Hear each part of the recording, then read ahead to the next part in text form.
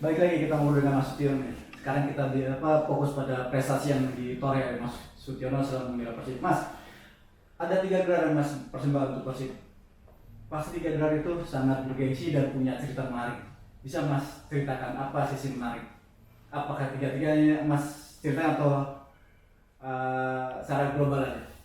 Oke ya, karena saya semua juga akan ada kesan ya. Karena yang pertama tahun 90, 89, 90 itu gelar juara saya yang pertama di Persib.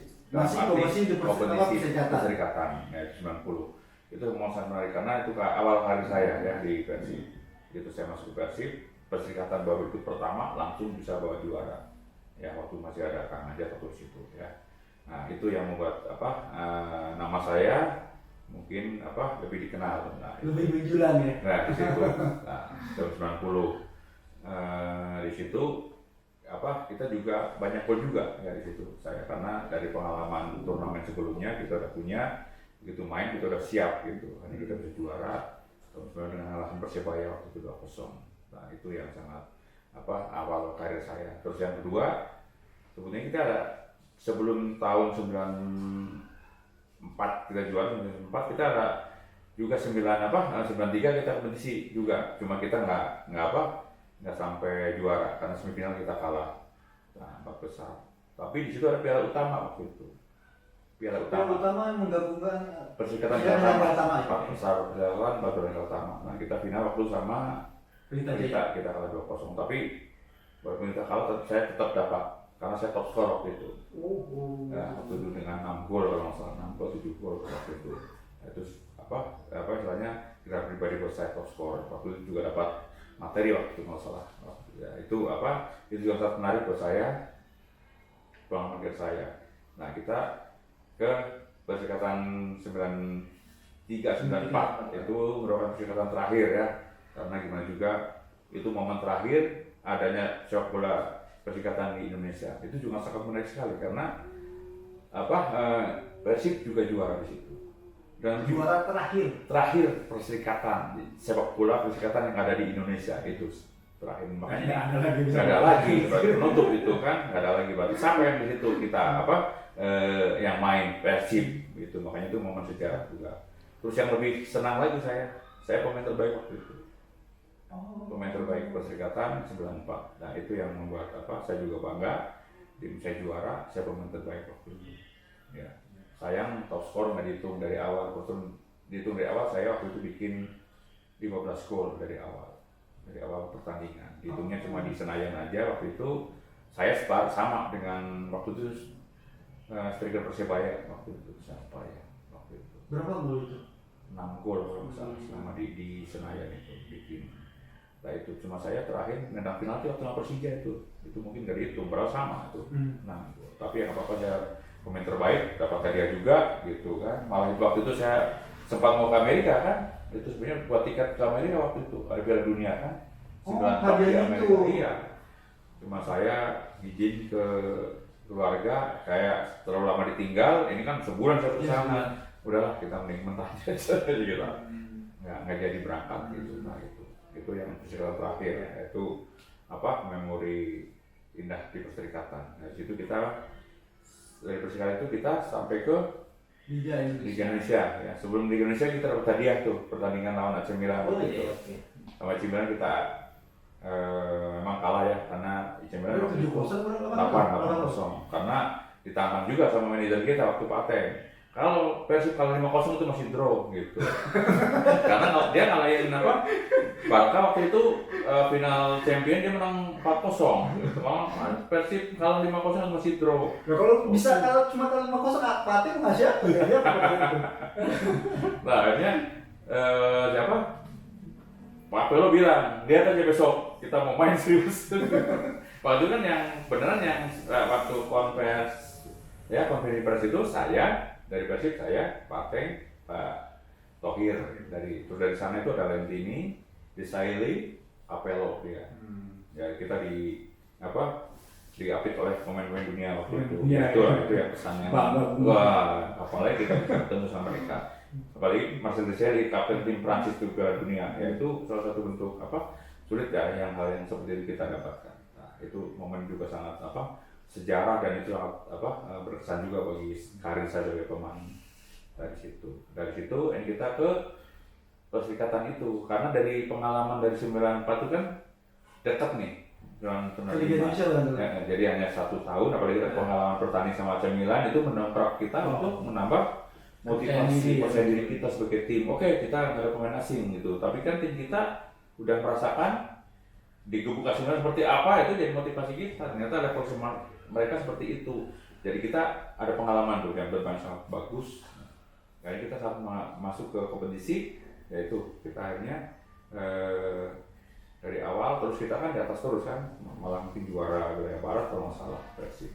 Nah akhirnya kita masuk ke 8 besar. Nah, kita di situ kita juga main pertama sama Petro, kita nggak salah 0-0 sama Asal Medan Jaya 2-1, Asabab 3-0. Nah semifinal sama Barito, nah terakhir final sama Petro lagi. Nah, ini kita bisa menang gitu. Nah, itu. Dan Anda pahlawan kemenangan saya. Alhamdulillah saya bisa bikin gol dan memberikan kebahagiaan buat Bobotoh gitu, terutama liga pertama ini kan misalnya momen yang sangat momen sejarah buat sepak Indonesia juga kan, karena memang di leburnya itu Perserikatan sama Galatama yang ada di Indonesia. Walaupun dari Perserikatan, wakil Perserikatan hanya kita kalau masalah. Oh ya soal itu tanpa pemain asing gitu kan, akhirnya kita bisa juara. Itu saat yang istilahnya situasi yang kelihatannya nggak mungkin karena kita di bawah bayang-bayang pemain Pelita, ada Roger Milla gitu kan, mau buang kesak pemain dunia gitu kan, di Bandung Raya juga ada Dejan, ada siapa di situ, belum tim lain, hampir semua pemain-pemain asing yang berkualitas gitu. Tapi kita dengan modal kebersamaan, kekompakan gitu, dengan kondisi fisik yang prima, kita bisa atasi. Nah, di antara fenomena seperti itu ada juga kan pasti kejadian-kejadian menarik baik dari Perserikatan atau di liga yang Mas paling ingat gitu. Misalkan di Perserikatan lawan PSMS Medan. Gitu. Ya, ini sangat sejarah juga ya. Kita main di Medan Perserikatan tuh waktu itu. Mungkin pasti jarang lah menang di sana, sulit menang di sana. Tapi waktu itu kita bisa menang dengan skor 3-2 kalau nggak salah. Pas momen kemenangan saya juga di situ bikin gol terakhirnya, ya gol ketiga. Akhirnya Persib bisa menang pertandingan di kandang Medan itu. Nah itu sangat berkesan juga itu. Nah, setelah itu Medannya juga udah mulai menurun ya. Ya, saat kesininya liga-liga sini Medan udah di bawah, jadi kita bisa ngelakuin dengan mudah lah di sana. Artinya kemenangan waktu di Perserikatan itu sangat membekas hati Mas ya. Ya itu, karena waktu itu Medan sangat kuat waktu itu, fisik, teknik, dan juga memang pemain-pemain berkualitas juga di sana. Mainnya keras, tapi kita tetap nggak gentar dari mereka. Oke Mas, dengan prestasi yang Mas torehkan itu kan pasti adalah selintingan atau informasi klub lain butuh Mas lah, pasti ada lah saya yakin yang belum terungkap. Mungkin di sini Mas ingin mengungkapkannya, klub mana sih yang pernah ingin meng-hire Mas untuk pindah gitu? Nah sebetulnya ada juga dulu waktu saya ada turnamen di Jawa Tengah itu, di Gubernur Cup Semarang, di Semarang. Waktu itu saya tahun pertama, tahun 90 kita top skor, saya top skor waktu itu, Gubernur Cup. Nah terus tahun berikutnya, tahun 92 saya top skor pemain terbaik. Nah, di Piala Gubernur juga? Top yang keduanya. Okay. Akhirnya membuat mungkin menarik perhatian buat BPD Jateng gitu kan. BPD Jateng waktu itu ngajak saya untuk bergabung gitu. Ya, oke lah. Itu tahun berapa gitu? Tahun 92 gitu kan. Sebelum ada kompetisi Perserikatan lain sama liga. Saya waktu itu sempat tertarik juga kan. Karena waktu saya kerjaan juga belum apa waktu itu. Ada yang menarik ini nawarin saya untuk profesional main bola gitu. Saya udah siap sebetulnya waktu itu. Siap ya. Kalau waktu dijanjikan itu? Waktu dijanjikan sampai 50 juta waktu itu. Dengan angka 50 juta Anda termasuk pemain termahal ya? Termahal di Indonesia waktu itu. Waduh, sebetulnya itu saya udah kebayang gitu, mau apa nih gitu.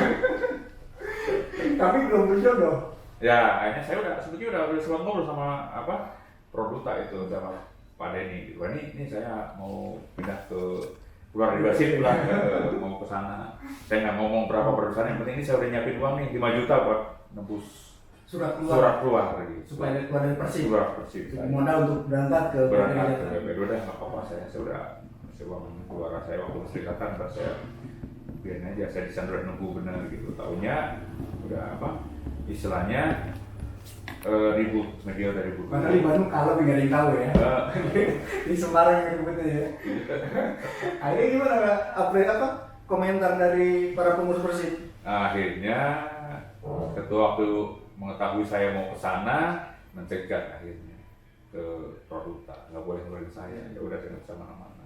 Karena waktu itu kan sistem saya tuh kan punya klub, yang punya saya itu klub, yang punya pemain gitu. Jadi gimana kalau dia mau melepas, kalau enggak ya udah. Nah itu hanya kita nggak bisa jadi. Aduh. Tapi pasti dong ada kompensasinya dong. Biar pindah dengan apa rekor transfer yang udah mendukung gitu kan? Ya ini kita bisa beli rumah aja di sini. Dari siapa tuh uang itu? Ya dari ketua. Ya Pak yang tanya buat nebus udah hanya buat uang muka rumah. Gitu. Jadi tahu ada hikmahnya ya. Ya, meski tawaran itu sangat menggoda misalnya. Tapi memang udah siap Mas ya? Udah. Si Galatamu sudah mulai ke dalam penonton pada saat itu. Saya nggak mikir ke situ waktu itu, karena saya ini momen ini kan, kapan kita bisa dapat uang segitu gitu. Tapi ya belum jodoh, hanya jodoh saya di Persib. Oke, menarik. Tapi ada lagi yang sempat tinggal, maaf nih Mas. Apa sih yang paling kesan yang paling indah ketika Mas berduel dengan AC Milan di pertandingan ya? Kalau di konferensi pers kan diapit oleh pemain dunia gitu dengan pelatih punya. Sekarang ketika pertandingan apa yang momen apa yang paling berkesan pada Mas? Saya main lawan tim-tim dunia itu, mereka tuh main bola itu seolah mengetahui apa yang mau kita lakukan. Kita buat ke depan gitu ya? Iya, jadi mereka tahu ini pasti mau kesini. Jadi itu level ya. Jadi mereka tuh levelnya lebih tinggi gitu dalam sepak bola. Makanya istilahnya kita kenapa nggak bisa sampai ke sana dan sebagainya, memang level kita masih di bawah. Ya ini sebenarnya ada hal yang menarik dan kita kalau mau belajar ya di situ sebetulnya. Oh ternyata tim pemain kita dari segi apa SDM, fisik dan sebagainya, memang kita masih jauh dengan mereka. Pada saat itu mungkin Persib benar-benar keteteran kan. Indra pernah bilang, wah pemain udah nggak nuturin bujur pemain gitu. Pada saat itu Mas merasa tertekan nggak? Enggak juga sih, karena saya juga banyak pulang juga waktu itu main. Ya berani dengan kecepatannya kan kita, istilahnya kelebihan di kita kan kecepatan. Udah aja berani nonton juga, saya lewat ada berapa 1-2 main. Hampir saya bikin gol waktu itu terakhir ada momen saya bikin gol, saya mau lewat, ternyata saya perasaan teh jangkauan pemain kita, saya lewat segini ternyata dia jangkauannya panjang pengen Sebastian Rossi atau gawangnya juga dipegang. Waktu itu jadi wah ini ya apa yang buat. Tapi si Ade waktu itu Mas cetak gol, apa yang akan Mas nazarkan dulu? Ya sebenarnya itu mau mengejar saya bikin gol ke 9 sebetulnya Mas udah ada momen satu seperti itu, tapi nggak saya dapatkannya. Itulah makanya tapi itu ya apa buat pembelajaran lah kita juga. Nah terus pada saat tukar-tukaran kaos Mas dapat kaos siapa? Kaos nomor 17 ya apa ya pemain itu saya lupa lagi karena saya waktu itu minta minum waktu itu kan pemain Milan saya minta minum gitu terus tukar kaos dia oke ya udah kita tukar. Awalnya Mas ngincer lah saya mau tukar pemain dengan si ini gitu. Iya sebetulnya tadinya mau nomor 9 gitu tapi 9 siapa itu? Siapa ya? Lentini 11 ya. Lentini teman di dunia waktu itu. Di situ. Tapi kita lah yang penting kita ada kenang-kenangan nanti itu. Nah itu momen itu yang sangat menurut saya juga momen yang paling berkesan buat karir saya di situ. Terus juga ada yang saya ingat ada momen juga sepanjang karir Mas adalah soal Ndok ya Elwan tadi. Mungkin orang udah tahu ya banyak udah tahu bahwa Ndok itu setelah dipecahan baru menghancurkan kebun mencetak gol. Tapi yang menarik adalah buat saya setelah kejadian itu seperti apa sih balasan dari para penggemar Barito pada Persib atau pada Mas lah sebagai aktor utama pada situ. Ya itulah ya momen itu juga saya waktu saya buang Ndok sampai terjadi gol saya malah nggak tahu gol itu terjadi karena saya difokus sama telur saya buang telur itu terjadi gol gitu. Oh gitu. Yang keke kan masalah begitu. Pemain pada ngejar-ngejar keke, saya dikejar-ngejar pemain sana. Karena saya buang itu telur itu gitu. Nah itu, setelah itu memang kita Liga keduanya kita main juga di Barito. Nah, main di Barito kan. Apa yang Mas terima atau Persib terima pada hari itu? Memang itulah, kita waktu itu main di sana, kita mau nyoba lapang. Kan besok biasa kalau mau main besok kita nyoba lapang dulu. Saat mencoba lapang, ternyata banyak penonton di sana. Ya sedikit ngancam, ya udah ini kita batalin. Ini kita batal, nggak jadi nyoba. Tapi daripada di situ nggak buat. Mas awalnya ngerasa wah pasti saya akan diteror lah. Enggak, saya enggak berpikir ke sana. Kan itu momen itu udah lewat gitu. Ya kan masih membekas oleh di benak mereka. Tapi ternyata sama Keke jadi istilahnya apa? Jadi musuh. Umpatan gitu dari situ. Akhirnya kita main juga sama. Begitu kita main, kemasukan penonton masuk gitu. Terus udah kita kalah 1-0. Udah saat merayakan masuk terus. Saya sempat bikin gol juga, kita menang kalah 2-1, saya bikin 1 gol di sana. Wah, sama kita. Jadi ketika Mas masukin bola ke dalam lawan, penonton mereka natorin lapangan gitu. Iya, itu. Salah satu pertandingan, kan biasanya kita kan suka diteror sehingga tim tidak bisa pulang gitu. Sama kita juga. Waktu itu sama. Kita nggak bisa pulang juga. Berapa lama akhirnya harus menunggu di stadion? Nunggu Sampai dievakuasi ya. sampai keamanan datang gitu. Ini akan keamanan datang banyak pasukan yang banyak gitu, baru kita bisa keluar. Kalau enggak masih di situ aja. Ya itulah, kalau dulu nggak tahu seperti itu. Sekarang kan udah modern, mungkin bolanya udah lebih menikmati lah. Oke, itu dengan bobotonya gitu ya, dengan pendukungnya, dengan pemain-pemainnya gimana hubungan? Nggak ada masalah. Pemain nggak ada masalah. Kita juga semua kan pemain-pemain sana kan ada si Frans, si Natagua, senior dia baik, sangat baik sekali. Itu hanya mungkin dampaknya aja. Terus satu pemain nggak ada masalah. Saya diketawa tadi dengan pemain soal kasus seperti itu. Enggak, paling kalau sekarang ketemu ya paling kalau dulu kan mungkin mereka kontrak segala sesuatunya nggak terlalu kayak sekarang gitu ya. Kan cuma gitu aja. Kalau ketemu sama teman-teman paling salah. Coba kalau sekarang ya kita kayaknya kontrak gede-gede.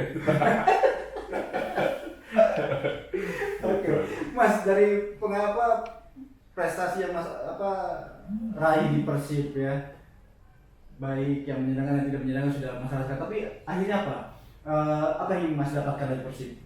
Materi misalnya? Ya sebetulnya Selain nama besar ya. Yang jelas saya itu ada, kalau menurut saya nih, saya pernah besaran Persib itu ya, dan saya bisa masuk ke sejarah Persib itu yang saya bangga. Kalau materi malah materi banyak juga akan habis apa gimana. Tapi kalau yang itu mungkin akan terus ya. Terus tercatat dalam di sana. Itu yang membuat saya yang bangganya, yang mungkin yang jadi ya istilahnya kepuasan saya di situ. Nah, di situ. Cuma ya saya juga apalagi lebih bagus lagi kalau saya bisa menciptakan pemain striker yang tajam untuk Persib.